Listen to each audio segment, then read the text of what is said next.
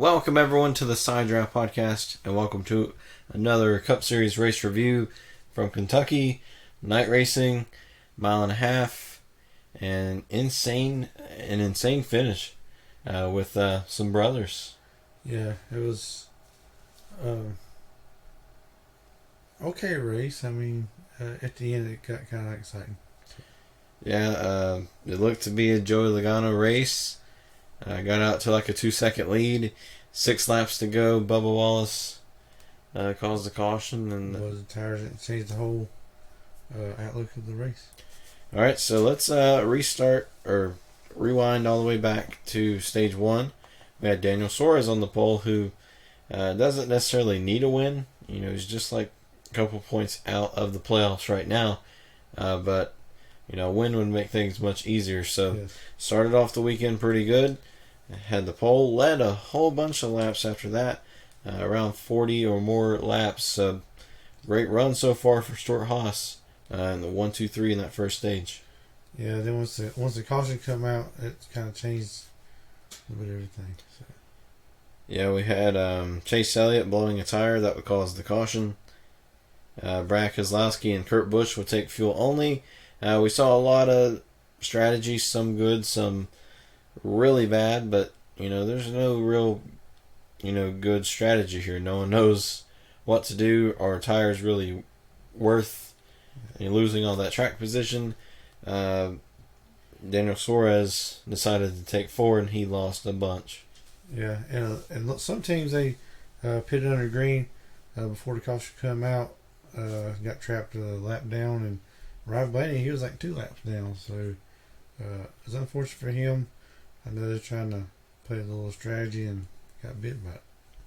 Yeah, and another one was Clint Boyer. Just hadn't had the luck lately. No, not really.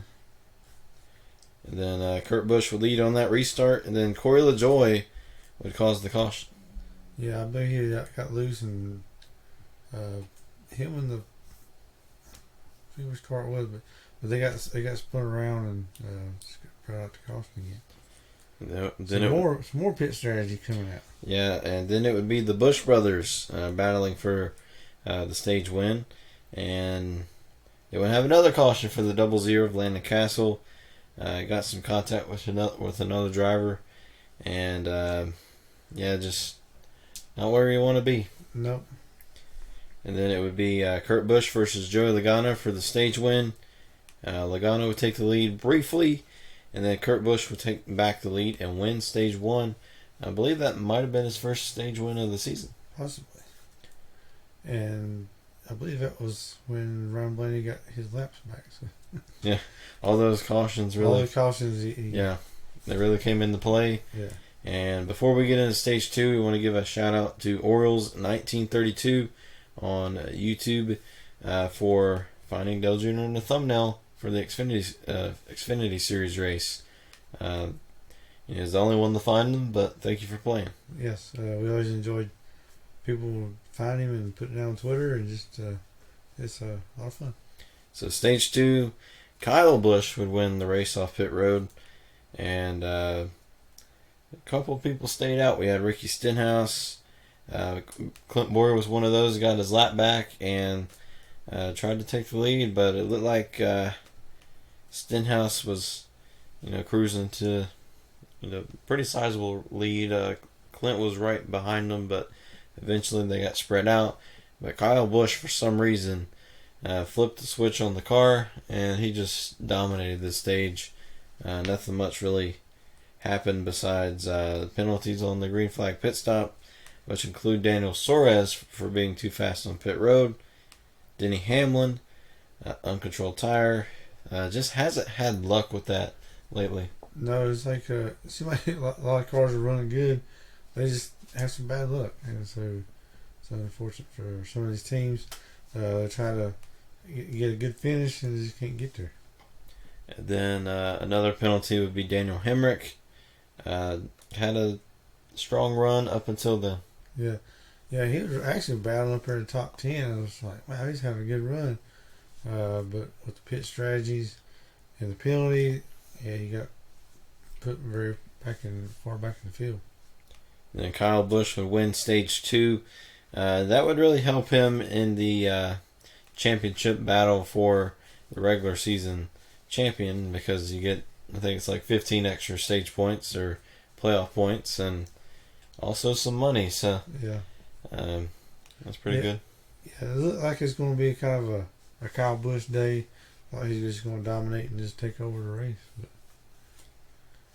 some of these teams changed. I think it changed a little bit at nighttime. So. Yeah, then Clint Boyer would stay out. He would lead for a little while. They would have a caution for Jimmy Johnson, which Jimmy had a fast car in practice, just couldn't ever get the track position. Yeah, and plus I heard a lot like this talking about the drivers. They was talking about the PJ1 was starting to wear off, and it's getting real loose out there, and I believe they just had to try to find out where they're getting some traction on the track, and I ain't sure if he's lost a tire or he got loose one. And then Clint Boyer would lead. Then William Byron, starting on his inside, he would have a restart violation. He caught himself, but just too late. Yes, it's unfortunate for him. I mean, he had a good run, a real strong car, trying to go for the lead, and that restart, I ain't sure if Boyer was kind of slow. I mean, he kept his speed up, but I think William Byron was just kind of misjudged the restart. Yeah, maybe some spotter miscommunication or something along those lines.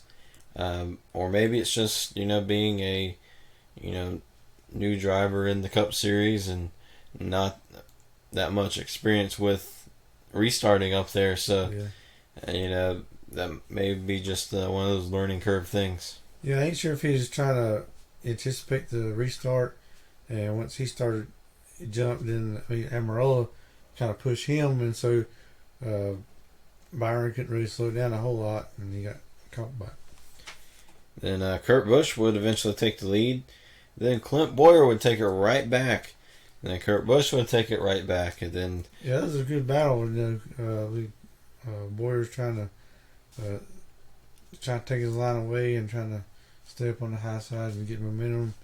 But it was a lot of fun to watch. Yeah, and for whatever reason, at Kentucky, we always have some sort of intense battle. And then we'll have green flag pit stops like 2 laps later. Yeah. So it's unfortunate that it couldn't have went on for too much longer, but Kurt Busch and Clint Boyer would have to pit much sooner than Kyle Busch did. Yeah, I believe Clinton had to pit a little bit, and that kind of caught Kyle Busch and Logano a little closer to him.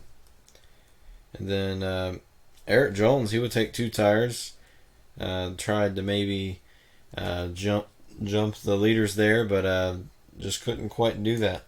Yeah, I believe he just played his hand a little too early, and some of the leaders, they kind of knew what he was doing, and they tried to counteract what he was doing, so just kind of didn't work out in his favor. And then have a penalty for Martin Truex Jr. He was your pick to win, yes, and unfortunately got snake bit. Yeah, I thought he would be a good pick for Kentucky, since he's, in the past he's won all the stage points and won the races, but he just couldn't find the handle on the car today. Yeah, I mean, he normally, dominated the past 2 years here, and then this year he wasn't even in the mix at all. So it's pretty crazy. Yeah, it must be because I picked him. So any driver out there don't want me to pick you, just send me money now. So. Whoever sends him the most money, I'll pick you. Never pick you. Then Joey Logano would eventually catch Kyle Busch, and he would just cruise right on by him. Yeah, that's a good battle. With him and Kyle Busch, and I believe he dived down the bottom, and I don't see how they hit each other. I mean, they was really trying to side draft each other real good, and he made it work.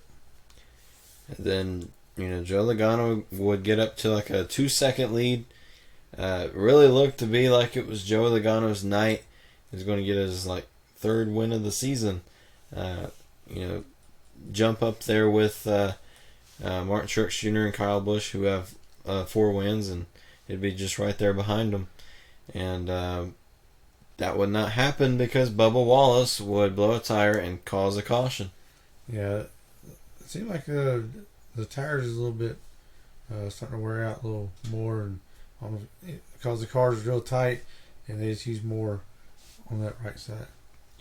Then with that, we'd have overtime, which we haven't had that too often this season. No. I guess it's, we're getting closer to the playoff time, and everyone's, trying to get the most out of their car, trying to get the most points.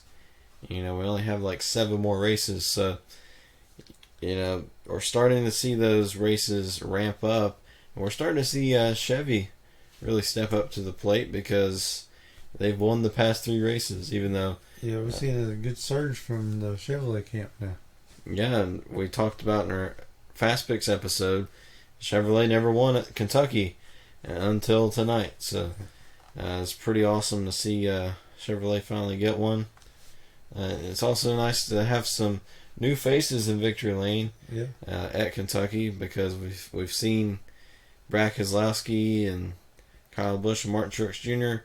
We also had Matt Kenseth, but he's not within NASCAR anymore, or at least the Cup Series. And so we got to see a new face in victory lane, and he got there because it was an intense battle with his brother Kyle Busch. And that restart looked like Kyle was really aggressive to Joey Logano, really aggressive side drafting, and just got Logano loose. And then he had Kurt Busch coming up on his outside and Kyle Busch on his inside. It was a Joey Logano sandwich with Busch brother bread. Yeah. So these side drafts, they're having in these races been really intense. I mean, they're beating and banging on each other's side door, and I believe that really what slowed Joey down a whole lot. He lost momentum and couldn't get going on that restart, and that really hurt Joey. Yeah, and he would fall back way back in the top 10. I think Joey Logano would finish 7th. So, what could have been a victory is now a 7th place finish. So that's really crazy, and also really disappointing for Joey Logano. Very much. I believe he had one of the best cars all night. I believe, Kyle Busch and Kurt Busch, they all had, strong cars at times. But for Joey to run down Kyle Busch and pass him and then lead him about 2 seconds, that shows a lot of strength. And they hit right at the right time of the race. But that last restart really hurt him. Then it would be an intense battle of side drafting with Busch brothers, and Kurt Busch would just edge out Kyle Busch at the last second. Intense battle. It was a decent race all the way through. It wasn't a typical Kentucky race, but also I do think the finish really helped it a lot. It was probably the best finish we've seen all year. Yeah, I mean, really fighting for the lead and trying to fight back, and I don't think either one of them was going to lift. Yeah, until I think Kyle got really loose coming off turn 4 there, and giving his brother some space. Didn't really want to, crash him, but Kurt Busch would get that victory, first win for Chip Ganassi, and really it's been a long time since we've seen Chip Ganassi racing in victory lane, so it's nice to see them back. Yeah, I know Eric Jones was hoping they just take each other out and he can cruise to a win, but the Toyota's still looking strong. I know we hadn't heard a lot of them in the last couple of weeks. Yeah, since Sonoma, we really hadn't heard anything out of anyone besides Chevrolet in the past couple of weeks. But we are going to New Hampshire next week. I do think that's going to be where Martin Truex Jr. is going to be pretty strong. But who knows with the way Chevy's going. could see another Chevrolet back in victory lane. Yeah, and Kevin Harvick, he was looking strong early on in the race, and I believe Kurt Busch might have bumped him a little bit, and he got in the wall, and that pretty much finished his night. Yeah, it's just luck is really not on Harvick's side. He's had fast cars, just hasn't been able to get it done because, either walls or Brad Keselowski at Daytona, or, just something. I believe he's ran into the wall the past 3 weeks, so it just, hasn't been a good stint for him, but maybe that will change next week at New Hampshire. We'll just have to see. Maybe so. And also, Brad Keselowski, we all thought he was going to be the one to beat, and then, the engine issues or some sort of issues he had, he just wasn't a factor after that moment. Yeah, he just couldn't get going, but he did finish the race, so that's good. And speaking of finishing the race, Clint Bowyer actually finished the race. Yes, and he was happy because he finished the race. Yes, so congratulations, Clint Bowyer, for finishing the race. And you look at Daniel Suarez, all the troubles and pit problems and going lap down, all that stuff, and he still finished in the top 10. So it's, he's looking strong. So maybe Stewart-Haas can finish some of these races off, and they'll be contenders. Yeah, I think next week, and also Poconos is going to be the race. I think Harvick's going to get it done. Maybe next week at New Hampshire, I'm thinking either Almirola for Stewart-Haas is going to win, or Jimmy Johnson for Hendrick Motorsports. That's the ones I'm going to be looking out for. I'll make my true decision then for our Fast Picks episode. But right now, I'm thinking more towards Jimmy Johnson. That's, maybe so. He's got some experience, and he's about time for a win. Yeah, so see who we'll pick this Thursday, I believe. I don't think there's a Truck Series race. I think it's just Xfinity and Cup. So, actually, the Fast Picks will be on Friday, so we'll see you then, and hope you all enjoyed our race reviews from Kentucky.